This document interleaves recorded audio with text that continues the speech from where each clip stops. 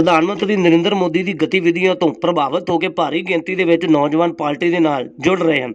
इस दे तहत मोगा के भारत माता मंदिर विखे प्रसिद्ध समाज सेवी गगन नौहरिया ते उन्हां दी टीम भारतीय जनता पार्टी दे विच शामिल हुई। इस मौके ते भारतीय जनता पार्टी के जिला प्रधान विनय शर्मा ने गगन नौहरिया ते उन्हां दे साथियों का सरोपे पा के पार्टी दे विच स्वागत किया। इस दे नाल नाल ही विनय शर्मा ने कहा कि भारतीय जनता पार्टी हमेशा ही देश हित दे विच काम करती है ते उन्होंने कहा कि पार्टी परिवारवाद तो उठ के अपने हरेक वर्कर का पूरा मान सम्मान करती है। उन्होंने कहा कि प्रधानमंत्री नरेंद्र मोदी ने हमेशा ही देश हित के लिए काम किया है अते प्रधानमंत्री नरेंद्र मोदी दी नीतियां ते गतिविधियों तो प्रभावित होकर भारी गिनती के विच नौजवान पार्टी के नाल जुड़ रहे हैं। उन्होंने कहा कि आने वाले नगर निगम चोणों के विच पार्टी 50 वार्डां के नाल नाल आने वाले विधान सभा चोणों के विच 117 सीटां ते उम्मीदवार भी खड़े करेगी अते लोगों के वलों भारतीय जनता पार्टी को स्पष्ट बहुमत दे के सत्ता विच लिआंदा जाएगा। PNC न्यूज़ तो ब्यूरो रिपोर्ट।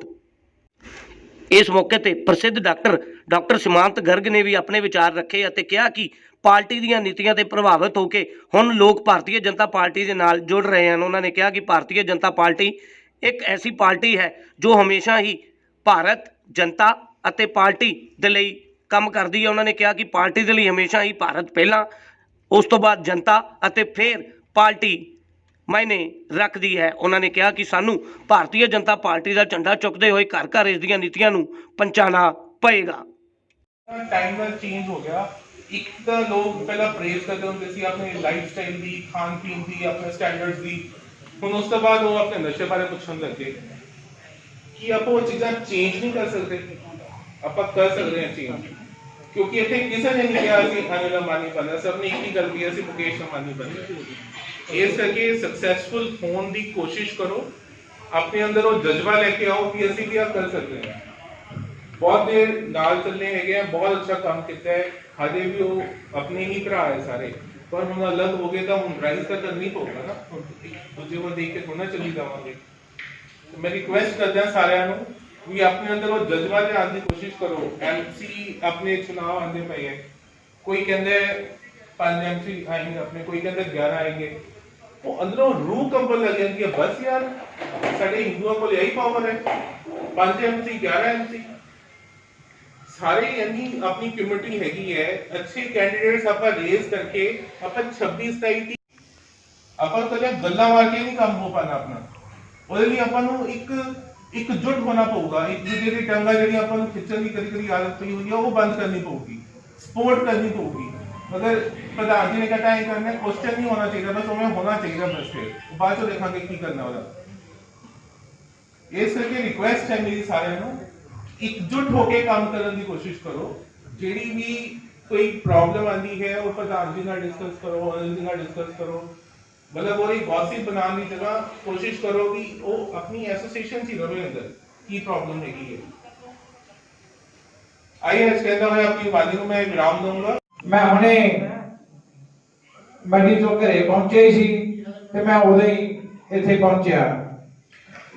वीरो आज दा सब तो अलायंस टुटन की गल कीती डॉक्टर साहब सीमांत गर्ग जी ने। अलायंस टुटन का कारण जो कि सेंटर ने 3 बिल पास किए हैं, मेरे तो रुकया नहीं गया। मैं इस करके बोलने वास्ते खड़ा होया है कि मैं एक बतौर आड़तिया भी है, हो सकती कि मैं खुद साक्षात आप खड़ा होके गल कह रहे हैं कि ये सेंट्रल गवर्नमेंट का सब तो अहम फैसला है ताकि पंजाब बच सके।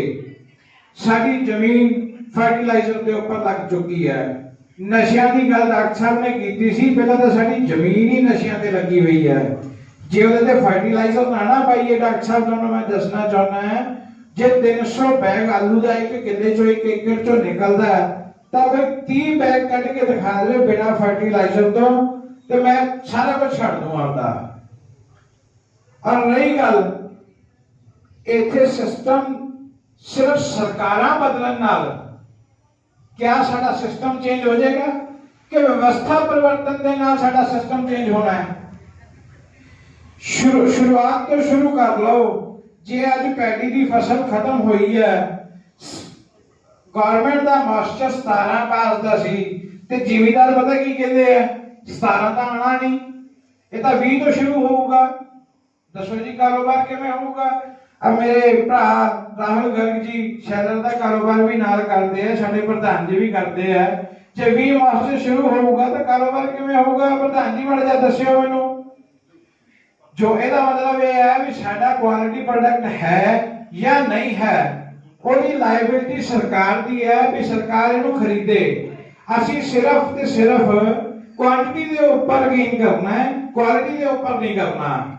ਦੇਖੋ ਮੈਂ ਤੁਹਾਨੂੰ ਇਹ ਤਾਂ ਦੱਸ ਰਿਹਾ ਕਿਤੇ ਨਾ ਕਿਤੇ ਤੁਹਾਨੂੰ ਇਹ ਕਾਊਂਟਰ ਕਰਨਾ ਹੀ ਪਊਗਾ, ਕਿਉਂਕਿ ਹਰੇਕ ਬੰਦਾ ਤੁਸੀਂ ਜਦੋਂ ਵੀ ਜਾ ਕੇ ਬੈਠੋਗੇ ਇਸ भारत माता की मेरे बहुत सत्कारयोग साडे कारपोरेशन दे senior deputy mayor Anil Bansal ji, उन्होंने नाल विराजमान मेरी टीम, मेरे महामंत्री, मेरे वाइस प्रधान मनीष मेहरा जी, कुलवंत राजपूत जी, मेरे मंडल प्रधान भारतीय जनता पार्टी दे वरुण भल्ला जी, नाल विकी सतारा जी, युवा मोर्चा के प्रधान राहुल जी, महिला मोर्चा के प्रधान लीना गोयल जी, ते डॉक्टर सुमान जी, गुड्डू जी, त्यागी जी, विजय अरोड़ा जी, वरिंदर जी, जिन्हें भी मेरे दर्जा बदर्जा इतने विराजमान सारे मेरे दोस्त मित्र भरा मेरिया भैन, सब तो पहला फतेह दी सांझ पाओ। जय श्री राम।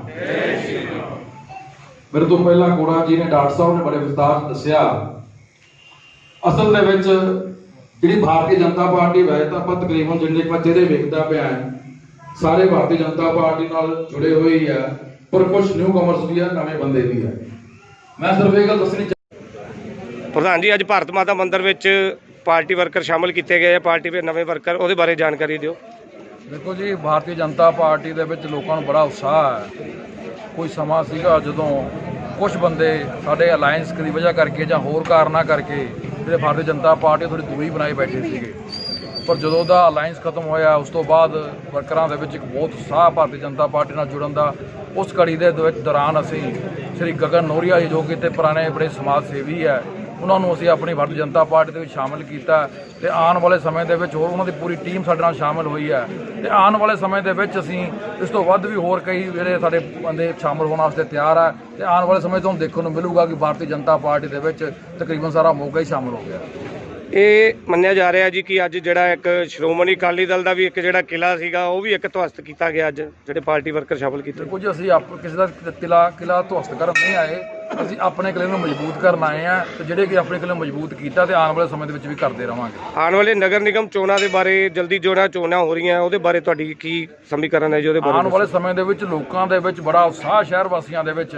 ਪਿਛਲੀ ਜਿਹੜੀ ਸਾਡੀ ਕਾਰਪੋਰੇਸ਼ਨ ਬਣੀ ਸੀਗੀ ਉਹ ਵੀ ਸ਼੍ਰੋਮਣੀ ਅਕਾਲੀ ਦਲ ਤੇ ਭਾਰਤੀ ਜਨਤਾ ਪਾਰਟੀ ਦੀ ਸੀ, ਪਰ ਉਹਦੇ ਵਿੱਚ ਭਾਰਤੀ ਜਨਤਾ ਪਾਰਟੀ ਹਿੱਸਾ ਬਹੁਤ ਘੱਟ ਸੀ। ਪਰ ਹੁਣ ਅਸੀਂ ਇਸ ਗੱਲ ਦੀ ਛੋਟੀ ਦਿੰਦੇ ਹਾਂ ਵੀ ਆਉਣ ਵਾਲੇ ਸਮੇਂ ਦੇ ਵਿੱਚ ਜਿਹੜੀ ਭਾਰਤੀ ਜਨਤਾ ਪਾਰਟੀ ਆ ਉਹ 50 ਦੀਆਂ 50 ਸੀਟਾਂ ਤੇ ਇਲੈਕਸ਼ਨ ਲੜੂਗੀ ਤੇ ਆਉਣ ਵਾਲੇ ਸਮੇਂ ਦੇ ਵਿੱਚ ਆਪਣਾ ਮੇਅਰ, ਆਪਣਾ ਡਿਪਟੀ ਮੇਅਰ ਤੇ ਆਪਣਾ ਸੀਨੀਅਰ ਡਿਪਟੀ ਮੇਅਰ ਬਣਾਊਗੀ। ਇੱਕ ਕਿਸਾਨੀ ਮੁੱਦਾ ਚੱਲ ਰਿਹਾ ਜੀ ਜਿਹੜਾ ਕਾਫੀ ਸਮੇਂ ਤੋਂ ਲਗਭਗ 1.5 ਮਹੀਨਾ ਹੋ ਗਿਆ, ਉਹਦੇ ਬਾਰੇ ਕੀ ਤੁਹਾਨੂੰ ਕਹਿਣਾ ਚਾਹੋਗੇ? ਦੇਖੋ, ਰਾਜਨੀਤਿਕ ਪਾਰਟੀਆਂ ਦੁਆਰਾ ਕਿਸਾਨਾਂ ਨੂੰ ਗੁੰਮਰਾਹ ਕੀਤਾ ਜਾ ਰਿਹਾ, ਬਾਰ-ਬਾਰ ਉਹਨਾਂ ਨੂੰ ਇਸ ਗੱਲ ਲਈ ਭੜਕਾਇਆ ਜਾ ਰਿਹਾ। ਪਰ ਮੈਂ ਇੱਕ ਗੱਲ ਕਹਿਣੀ ਚਾਹੁੰਦਾ ਵੀ ਕਿਸਾਨਾਂ ਨਾਲ ਇੱਕ ਮੀਟਿੰਗ ਆਲਰੇਡੀ ਹੋ ਚੁੱਕੀ ਹੈ। 3 ਤਰੀਕ ਦੀ ਅੱਜ ਦਾ ਅਗਲੀ 3 ਦਸੰਬਰ ਦਾ ਸੱਦਾ ਫਿਰ ਦੁਬਾਰਾ ਦਿੱਤਾ ਗਿਆ ਉਹਨਾਂ ਨੂੰ ਦਿੱਲੀ ਜਾਣ ਵਾਸਤੇ ਤੇ ਜਿਹੜੇ ਕਿਸਾਨ ਯੂਨੀਅਨਸ ਹੈ ਉਹ ਦਿੱਲੀ ਜਾਣਗੀਆਂ ਤੇ ਆਉਣ ਵਾਲੇ ਸਮੇਂ ਦੇ ਵਿੱਚ ਮਸਲਾ ਹੱਲ ਹੋ ਜਾਊਗਾ ਤੇ ਜਿਹੜੀਆਂ ਸ਼ੰਕਾਵਾਂ ਸਾਰੀਆਂ ਦੂਰ ਹੋ ਜਾਣਗੀਆਂ। ਹਾਂਜੀ ਗਾਗਾ ਜੀ, ਤੁਸੀਂ ਅੱਜ ਭਾਰਤੀ ਜਨਤਾ ਪਾਰਟੀ ਵਿੱਚ ਸ਼ਾਮਲ ਹੋਏ ਹੋ ਔਰ ਕੀ ਕਹਿਣਾ ਚਾਹੋਗੇ?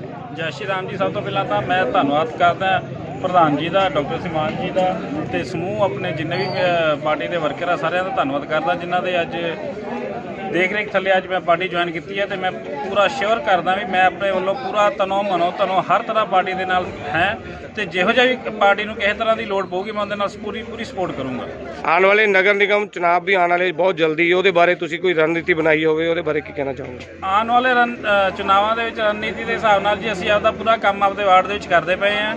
ਕਿਸੇ ਤਰ੍ਹਾਂ ਦਾ ਕਿਸੇ ਵੀ ਸਾਡੇ ਵਾਰਡ ਦੇ ਕਿਸੇ ਵੀ ਸਦੱਸਿਆ ਨੂੰ ਕਿਸੇ ਤਰ੍ਹਾਂ ਦੀ ਲੋੜ ਪੈਂਦੀ ਅਸੀਂ ਉਹਦੇ ਨਾਲ ਖੜੇ ਹਾਂ ਤੇ ਹਰ ਪ੍ਰਕਾਰ ਦਾ ਕੰਮ ਕਰਵਾ ਕੇ ਉਹਨਾਂ ਦਾ ਦੇਣਾ ਤੇ ਗਾਂ ਵੀ ਇਨਸ਼ੋਰ ਕਰਦੇ ਹਾਂ ਵੀ ਕਿਸੇ ਤਰ੍ਹਾਂ ਨੂੰ ਕਿਸੇ ਵੀ ਟਾਈਮ ਉਹਨਾਂ ਨੂੰ ਲੋੜ ਪਊਗੀ ਅਸੀਂ ਉਹਨਾਂ ਦੇ ਨਾਲ ਖੜੇ ਹਾਂ।